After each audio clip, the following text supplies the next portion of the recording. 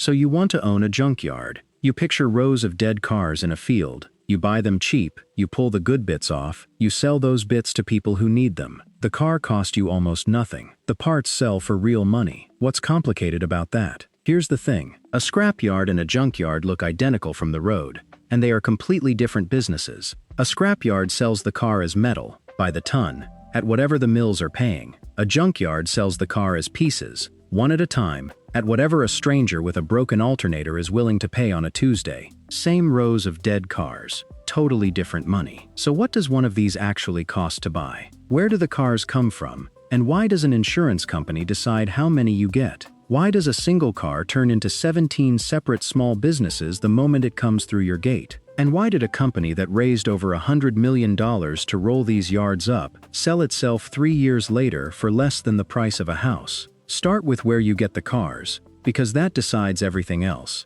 You are not buying wrecks off the street. You are buying at salvage auction, and the seller is an insurance company. Here's the mechanism. Somebody crashes. Their insurer gets an estimate. Then the insurer compares the cost of repair against what the car is actually worth, and if the repair bill crosses a threshold, they stop repairing and start writing a check. The car is declared a total loss, and it goes to auction. That threshold is written into state law, and it varies wildly. Most states sit somewhere between 50 and 100% of the vehicle's actual cash value. 15 states use a 75% trigger. About 21 states use a formula where repair cost plus salvage value has to clear the car's value. In Nevada, the trigger is 50%, which means a car worth $10,000 gets written off with $5,000 of damage. Read what that means for you. In one state, that car goes back on the road. Cross a border and the identical car becomes your inventory. Now, how many cars is that?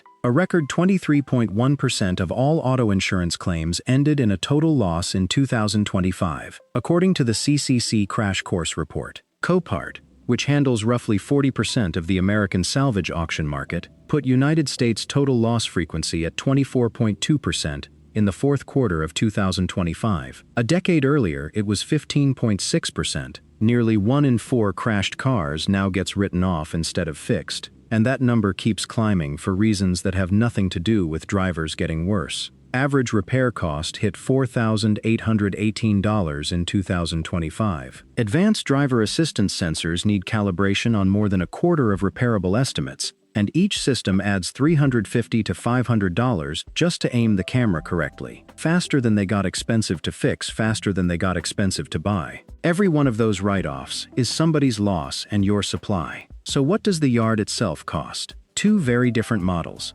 and you have to pick before you buy anything. Self-service is the first. You have seen these. Pay $1 or $3 at the gate, walk in with your own tools, find the car, pull the part yourself. Prices run 50 to 80% below a full-service yard because you are supplying the labor. Pricing is flat by part type, so a wheel is the same price whether it came off a Corolla or a Cadillac.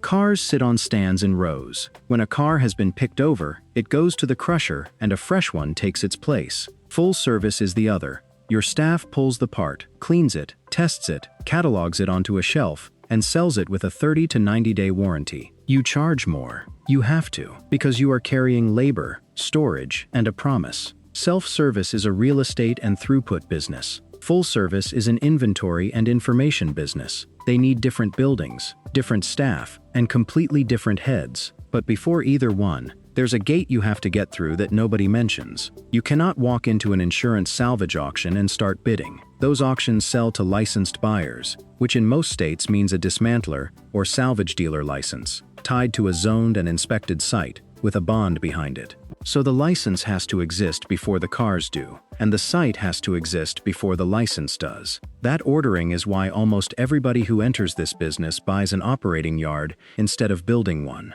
And then there's the money that never shows up on the purchase price. Working capital. Think about the cycle. You buy cars this week. You pay for them this week. Then you spend labor dismantling them, and the parts sit until somebody needs them. Cash goes out in a lump, at auction speed, and comes back in 17 small pieces over months. Underfund that gap and you will own a yard you cannot afford to restock, which is the most common way small yards quietly die. Now the good part, where the money comes in. Layer 1 is the obvious one. Parts, sold one at a time.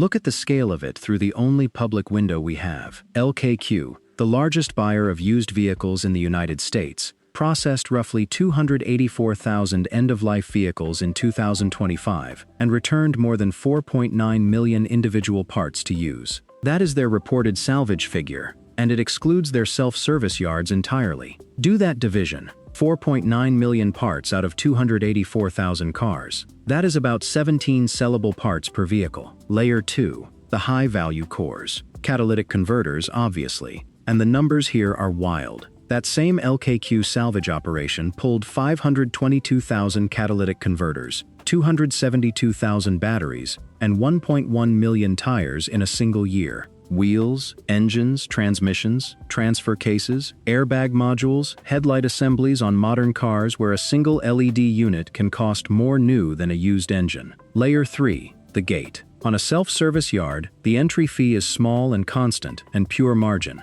Add core charges and environmental fees on top of the part price, and you have a second revenue line that costs you almost nothing to run. Layer 4, and this is the one people forget. When the car is picked clean, you sell the shell. That hulk goes to a scrapyard, which means your junkyard is a customer of the business we looked at last time, and the two of them are joined at the hip. You take the value out in pieces first, then you sell the leftover steel by the ton. Every car pays you twice, in two completely different currencies. Layer 5, distance. 20 years ago, your market was people who could drive to you. Now a full-service yard lists its inventory on a national database, and a body shop 4 states away buys a door shell and you ship it. Your parking lot became a warehouse serving the whole country. That's the stack. Parts, cores, gate, hulk, freight. Now here is the number that changes how you see the whole thing. 4.9 million parts, 284,000 cars, 17 parts per vehicle. You are not buying cars. You are buying 17 separate small businesses per car, and every single one of them has to find its own individual buyer. Listen to that again, because everything else follows from it. You are not buying cars. You are buying 17 separate small businesses per car, and every single one has to find its own individual buyer. The alternator has one customer. The tail light has a different customer. The seat has a customer who may not exist for 11 months. You bought all 17 at once, in one lot, on one day, with one payment. And now you wait 17 separate times. So what does the waiting cost? Start with the thing nobody puts on a spreadsheet. Space. A car occupies a piece of ground from the day it arrives until the day the last useful part comes off it. On a self-service yard, that might be a few months. On a full-service yard, the good parts come off in days. But the shell still sits there. Multiply by 400 cars, or 1,000, and the yard is not storage. It is a queue, and the queue costs rent every day whether anything sells or not. Then labor, which is the real line item on a full-service yard. Somebody has to drain the fluids, cut the converter, pull the engine,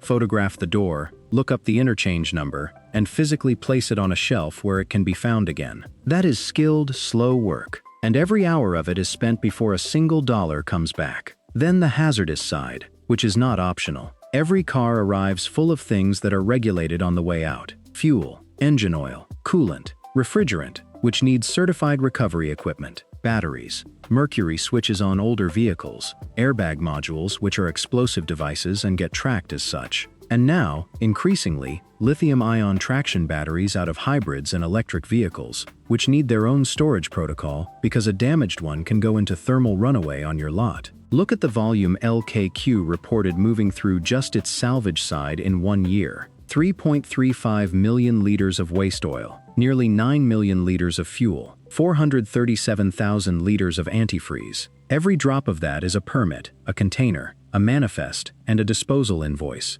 Then the paperwork. A salvage title follows every car you buy, and in most states you are required to report what you did with it to a national vehicle title database. You cannot quietly make a car disappear. The system is designed so that a stolen or flood-damaged vehicle cannot get laundered back onto the road through a yard like yours. Then the software. This one surprises people. A full-service yard without a proper inventory management system is not a business. It is a pile. You are paying for the system, paying somebody to enter every part into it, and paying to keep it accurate. And then delivery. Body shops do not come to you. You run vans. Add it up and the shape is clear. The car is cheap. Turning it into sellable inventory is not. And here's the trap. On a scrapyard, your enemy is the commodity price. On a junkyard, your enemy is time. Every part on your shelf is tied to one specific range of vehicles. It has a customer base, and that customer base is shrinking every single day because the cars it fits are being scrapped. A door for a popular model is worth good money in year 8.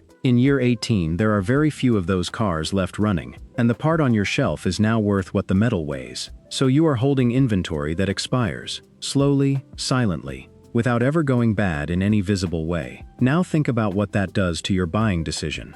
Every car you buy at auction, you are making a forecast. How many of these are on the road near me? How long will they stay there? Which parts will break first? Do I already have 4 of these on the shelf? Get it wrong and you did not lose money on a bad price. You lost the space, the labor, and the years. And there is a second half to this trap, which is the one that catches investors rather than owners. This business does not scale the way it looks like it should. Buy 8 junkyards and you do not get one big junkyard. You get 8 separate local inventories, 8 buildings, 8 sets of relationships with local body shops, 8 different ways of doing things, and a head office on top that none of them had before. The parts in Ohio do not help the customer in Georgia unless your systems and your freight actually connect them. Making that connection real is the whole job, and it is much harder than buying the yards. Hold on to that. It comes back. To understand why any of this works, you have to meet 2 people who could not get work. Roy Hollander was a musician.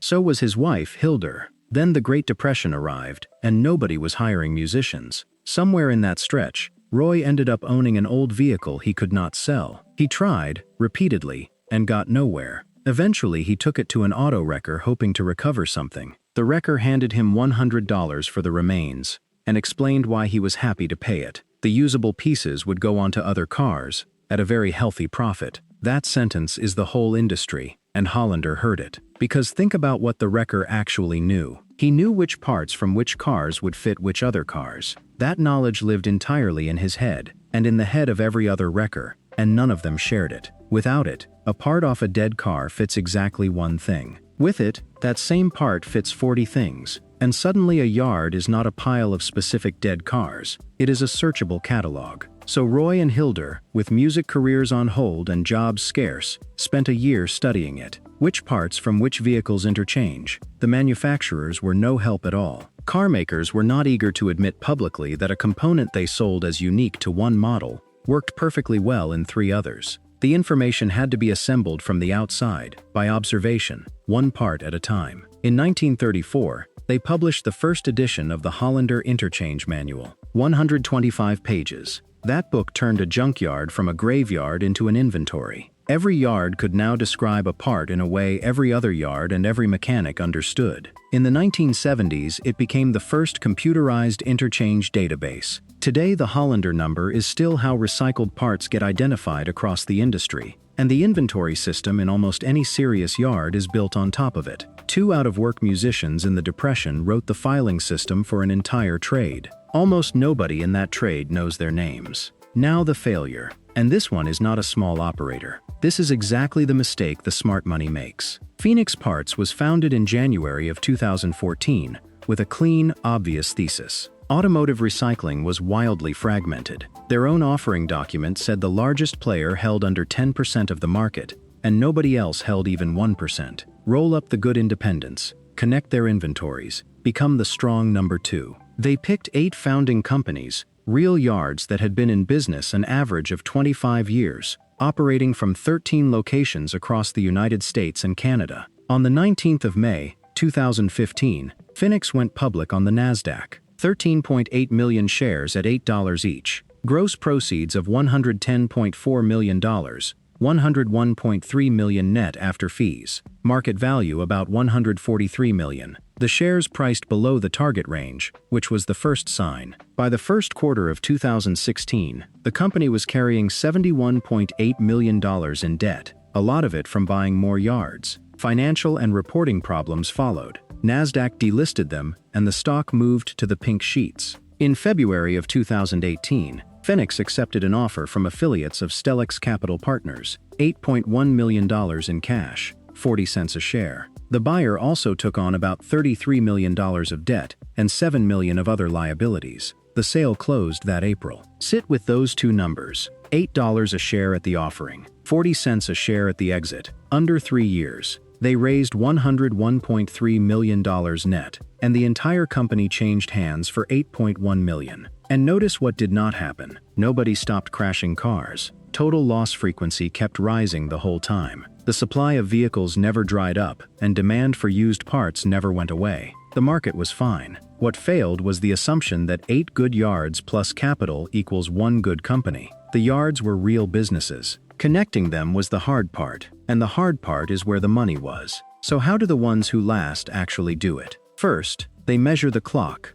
not the pile. Ask a struggling owner how his business is going and he will tell you how many cars he has. Ask a good one and he will tell you how fast a car goes from arriving at the gate to having its parts on a shelf and listed for sale. That number, arrival to available, is the real health metric. Every day a car sits undismantled is a day of capital doing nothing on ground you are paying for. Second, they buy narrow and they buy recent. The temptation at auction is to buy whatever is cheap. Survivors buy the vehicles that are common on the roads around them, in the age band where the parts still command real prices. Some go further and specialize completely, one manufacturer or one class of vehicle, because a yard that is known for a specific thing gets phone calls that a general yard never gets. Third, they are ruthless about interchange discipline. Every part entered under the correct number, photographed, condition graded honestly, sounds like admin. It is actually the product. A part that exists in your yard but cannot be found in your system does not exist,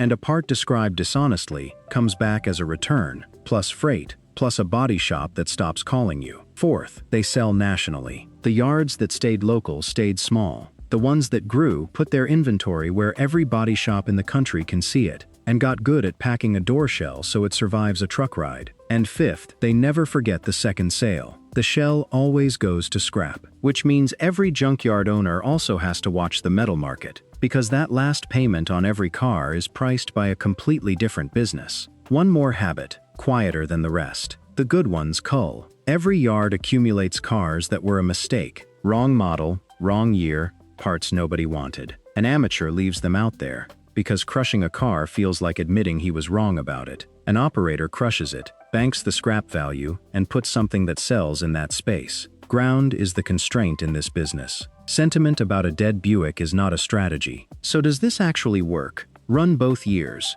Good year. Repairable claims are healthy, total losses are plentiful, and auction prices for salvage are reasonable. You are buying the right cars, dismantling them fast, and your shelf turns. The average vehicle on American roads is now 12.8 years old, a record, and passenger cars average 14.5. More than 110 million vehicles sit in the 6 to 14-year window, where owners fix things instead of replacing them. That is close to 2/5 of the entire fleet, and it is projected to keep growing. That is your customer base, and demographics are handing it to you. In that year, a well-run yard is a good business. Recycled original parts sell at a steep discount to new, which insurers actively like, so you have a structural cost advantage that cannot be competed away. Your supply grows as cars get harder to repair, and you sit on industrial land that is nearly impossible to permit new. Now the bad year. Salvage auction prices spike, because used car values rose and every bidder is chasing the same cars. You pay more per vehicle for the same 17 parts. At the same time, repairable claims fall, because drivers cut back on insurance coverage and stop filing small claims. Fewer repairs means fewer people buying your parts. That is not hypothetical. Repairable claims across the industry fell around 10% through the middle of 2025, and LKQ, with all its scale, saw revenue drop 6.5% in a single quarter and pulled more than $125 million of cost out of the business to hold the line. If the biggest operator in the world feels that, a single yard feels it much harder. Your fixed costs do not move. The land, the software, the vans, the payroll, all identical, and the cars you bought at high auction prices are still sitting there, aging. So the honest verdict: a junkyard is a better business than most people assume, and a much slower one than they hope. The margins on a single part look fantastic. The margins on the year depend entirely on how fast you turn the whole car, and how well you guessed about which cars people would still be driving 3 years from now. It rewards operators. It punishes collectors. Here's the thing to hold on to when you drive past a junkyard and see a field of dead cars. You are not looking at cars. You are looking at shelves. Every one of those wrecks is 17 answers, sitting in the dirt, waiting on 17 separate questions from 17 strangers who have not broken anything yet. You are not buying a yard full of cars. You are buying a library. Wherever